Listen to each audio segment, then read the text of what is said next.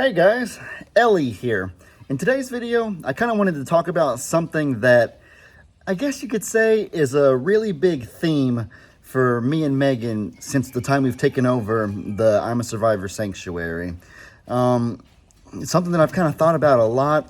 I was just doing a little ride around on the side-by-side and I kind of thought about, you know what, this is like something that's happened multiple times since we've been here, and I think it'd be great to make a video about it, and I'm sure a lot of you guys can relate to it. As a matter of fact, I would even go as far as to say I believe that every single person watching this video can relate to this in some way, shape, or form with something in their lives. So you're probably wondering what I'm referring to, and the theme that I feel like that me and Meg have encountered so many times is the theme of, you could say, second chances, or the theme of redemption, getting a chance to do something again and doing it better than the first time, something along those lines.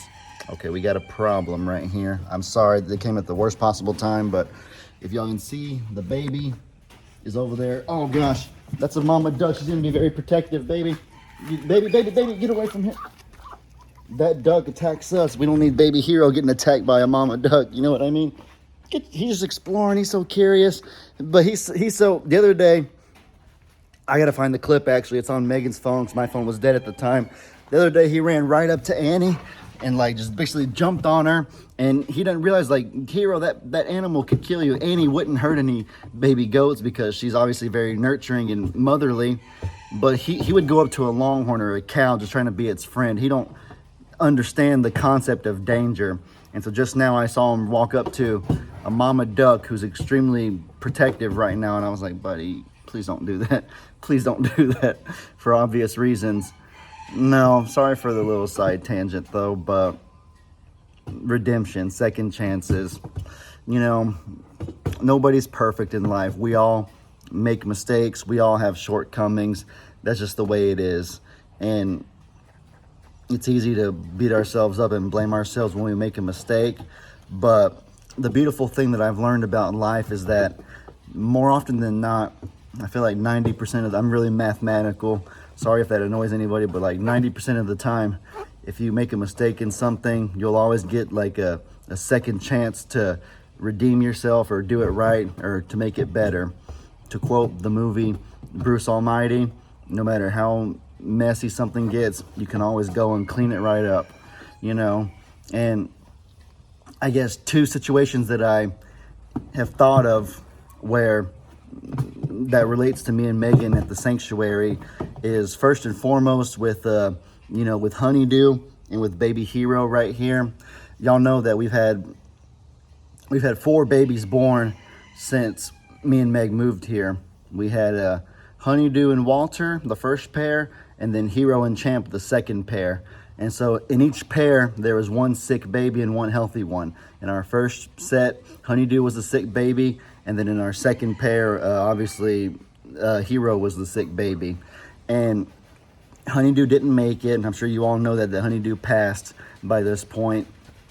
But Hero, he's in the clear now. He's made it. He's officially healthy again. But he keeps wandering off, though. That's the problem. I keep trying to build him up, but he keeps going into the Longhorns pen. Buddy,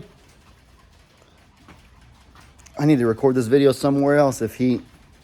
I'm sorry for the distractions, guys. But seriously, he keeps going into the Longhorns pen. Get your butt over here, Hero. I'm doing it for your own good, baby. You know what? We're going to go somewhere else to do this. I'll be back in a second, folks. All right, I've moved to the front porch, somewhere that I can watch him a lot more carefully, and he doesn't have as many, negative temptations around him. All he's doing right now is just walking around my feet. He's just learning how to use the stairs. He's getting really good, guys. He's learning to walk up and down the stairs, so that's his, I guess you could say, temptation right now. So I feel a little better watching him here. Back to what I was saying, though. So, Honeydew, the first sick baby that we had, she didn't make it. And we did everything we could. I don't think we necessarily did anything wrong. We, had so many sleepless nights. We fed her the best we could. We tried to make everything as comforting and as accommodating for her as we could. But she just simply, her body gave out. She didn't make it. And even though we had all the support in the world from you guys, and even though we knew that we gave it all we got. We still just kind of felt a little bit disappointed and kind of were beating ourselves up about, man, we couldn't help that baby survive. Like, what more could we have done? How could we have done things differently? And there's only one thing that I can really think of that, and this is not even a certainty, but that possibly could have made a big difference.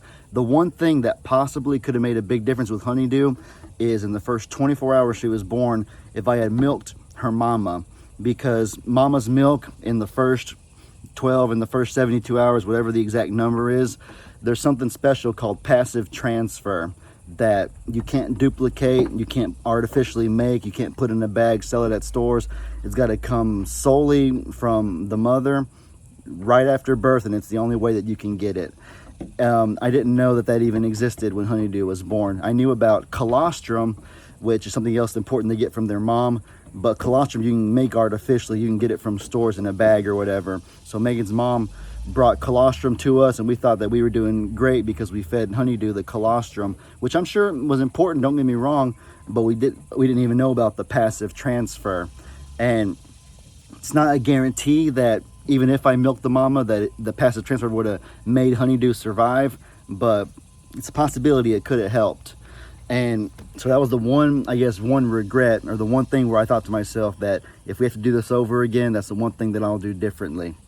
But sure enough, probably less than a week after that whole thing happens, Carrie gives birth to 2 babies. And once again, one's healthy and one's sick. This time, however, this right here is the sick baby. And he may not even have been sick necessarily, but he couldn't walk and he couldn't use his back 2 legs. So I kind of thought to myself, like, okay, this is a chance at redemption right here. Just remember the mistake I made last time, and let's not make it again. So instantly, you see in my video from however many weeks ago it was, that instantly I'm on the ball about, okay, let's milk the mama. My dad did the milking, but I was the one who had the idea. Let's milk the mama, let's save her milk, and make for absolutely certain that this baby gets passive transfer. We're not gonna make the same mistake twice. And the rest is history. I went to the vet. The vet actually praised me like 5 times for how high the baby's protein level was, which means that I gave it good passive transfer. She was like, good job on milking that mama, Ellie. And I was just like, thanks. It felt really good to know that I did right by the baby this time. And, you know, he survived, he's thriving, he's healthy, running up and down these stairs like a madman as we speak. So, you know, that's what happened. It was I talk to Megan all the time about how that was our redemption, that was our second chance, and we made things right. And so that's one example, probably the biggest example to me. And another example I can think of, kind of maybe to a little bit of a lesser extent, is with the dogs, with you know, Charlie and Echo before compared to Sadie now. And you know, I still think that we did the right thing with Charlie and Echo, despite whatever tomfoolery you see in the comment section about how we gave up on them or whatever. No, it was like blatantly obvious they weren't fit to be farm dogs, and it was setting them up for success by taking them to Longhorn Lester's where they'd be with other dogs and where they wouldn't have the temptations to set them up for failure, you know what I mean? And but even despite that though, you still kind of feel like, man, like it's a shame that they didn't work out, and you still kind of beat yourself up a little bit. And I mean, I don't gotta defend myself to anybody, because we know, and the real ones, as the kids say, know that we did everything we possibly could to help Charlie and Echo succeed here. But you know, sometimes it's just not meant to be, and you got to accept that in life.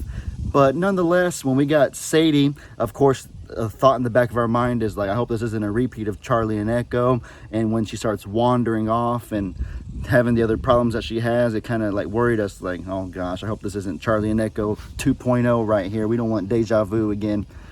But we were like, okay, wandering is one issue, but wandering is not as bad as getting excited around cats and chickens like Charlie and Echo did. She doesn't dig like Charlie and Echo did. So there's some good things to build on here. Let's try to limit her wandering. Let's try to set her up for success.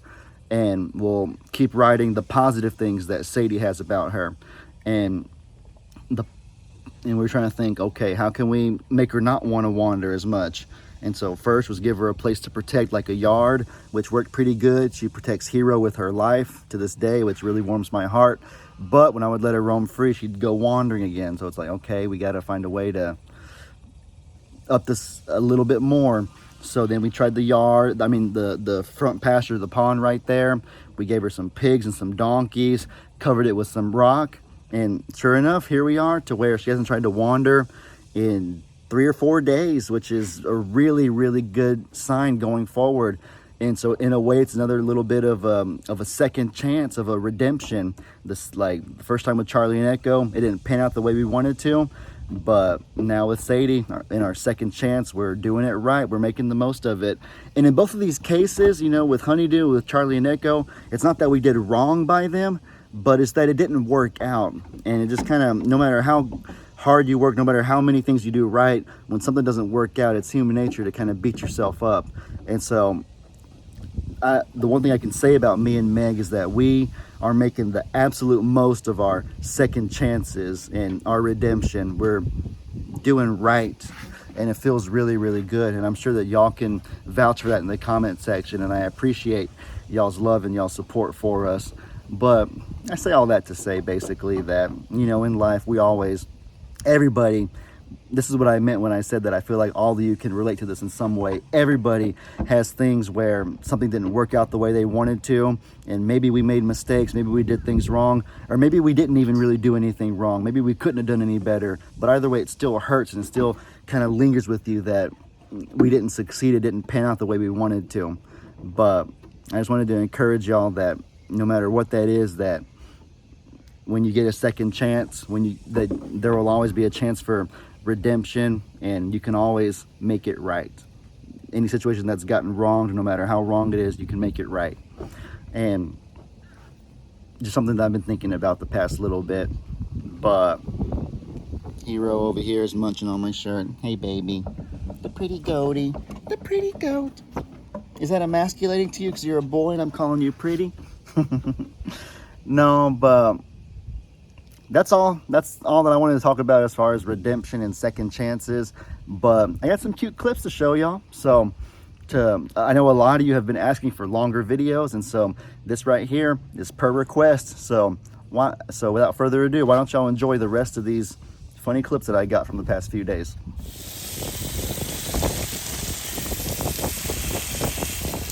She does not like it on her face, that's what I've gathered.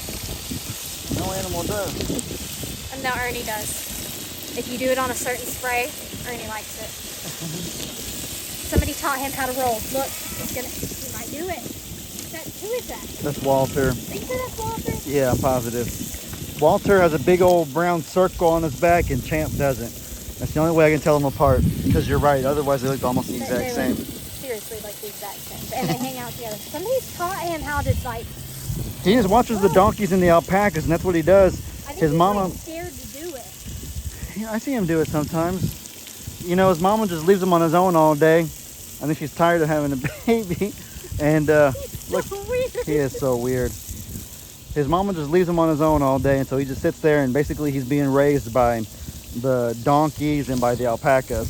It's kind of like children that aren't raised by their biological parents for whatever reason, and they're raised by like a sibling or by their grandparents or something. They just pick up totally different tendencies than their biologicals.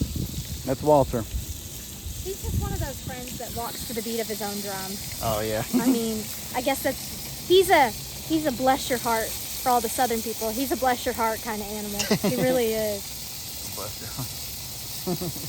Like sometimes I just look at him and I wonder, what is going on inside his head? Like, what does he think? What does he think he is? What does he think he's doing? I think about that when I look at Hero too sometimes. Just like that TikTok sound. Like, do you ever sit there and wonder what is going on inside your head? This guy is going like buck wild. Watch this, guys. Look. Look at the baby go.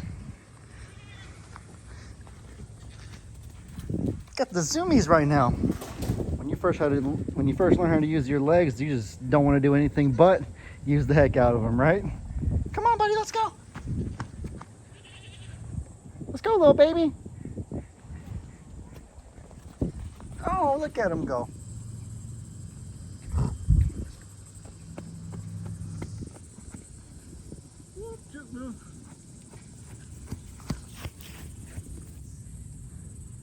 All right, Gotta get stuff out of the car.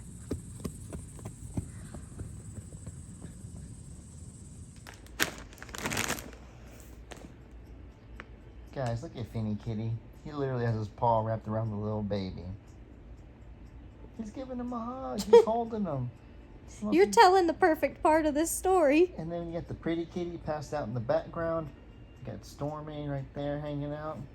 We got the Noodle right here in his mama's lap. A big old happy family of cats. And it was not happy 20 seconds before you turned that camera on. Why don't you talk about what happened 20 seconds before I turned this camera on? Well, Lavelle got off of Loveland and walked over to lay down on Finn, a lot like he's doing right now. And Finn, did exactly that. I can't tell if he's trying to clean him or if he's trying to bite him. Well, I think it started as a Lavelle bite. went and laid there next to him. Yeah. Golly, guys. People have told me in the past, like with Loveland, that this is like establishing rank. But look, now he's like cleaning him. He can't decide whether he wants to bite him or whether he wants to clean him. He's such a grump. Like, I gotta give it to him. This is better than we were, like, a couple weeks ago. Hiding from them. And Loveland's just passed out the whole time as all this is happening. That's what I'm saying. She's off of her mom duty. She doesn't care anymore. She's so tired. She's been chasing flies today. Yeah, we left the door open and a few flies snuck in the house, and so Loveland. That's the good thing about having so many cats is that there's no roach, there's no spider. We live in the country, so no matter how clean you keep things, they're just gonna come in. Yeah, they just come in. They just looking, especially in your bathrooms, because they're looking for a source of, I guess, water and cool off and stuff. It gets hot for even bugs in Texas. That's how hot it is. Here's what I've gathered. Noodle is my fly eater. Loveland is my fly attempting killer, even though I'm really the one that kills all the flies. She tries. But she won't eat the flies, but Noodle does. And Stormy will play with them. Loveland will eat the roaches. They also, all three of them, the little ones, play with June bugs. Finnegan is too prissy to touch a bug. He'll watch the flies, but nothing too serious. He's a prissy boy. Look at that foot. Just... No, but what was I saying? That... Oh, look at his sweet face. That's the good thing about having so many cats is that when any of those said bugs sneaks into the house, you don't go very long without knowing about it because the cats are after it instantly. They let you know what is in there and where, and they kill a lot of the things for you. Also, the outside cats make sure you don't have a mice problem, and which leads to not having snakes. I don't know. I saw my first one though. Your first mouse or rat? A couple weeks ago after a rain. It was at night. I think you were outside with me and I was in. It was before. You were scared. That's right. I think it was before Rip, because I ran back into that area with like no concern. So I think Rip wasn't there yet.